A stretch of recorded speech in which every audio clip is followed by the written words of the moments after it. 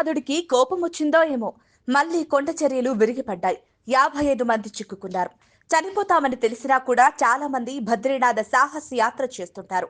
జీవితంలో ఒక్కసారైనా ఆ జగన్నాథుణ్ణి దర్శించుకోవాలని ఆరాటపడుతూ ఉంటారు.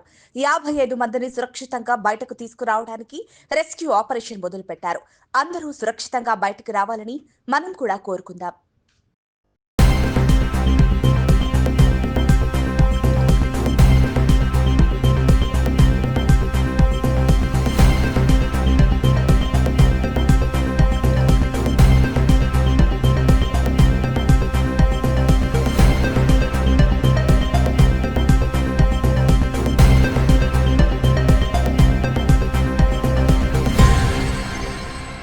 నాదుడికి కోపమొచ్చిందో ఏమో!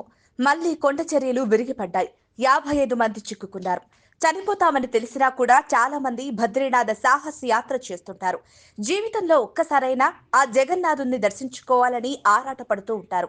55 మందిని సురక్షితంగా బయటకు తీసుకురావడానికి రెస్క్యూ ఆపరేషన్ మొదలుపెట్టారు. అందరూ సురక్షితంగా బయటకు రావాలని మనం కూడా కోరుకుందాం.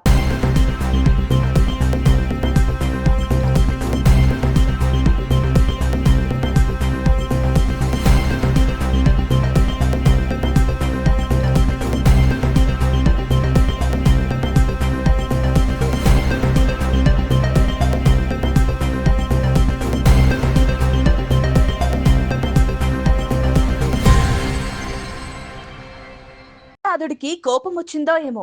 మళ్లీ కొండ చర్యలు విరిగిపడ్డాయి. 55 మంది చిక్కుకున్నారు.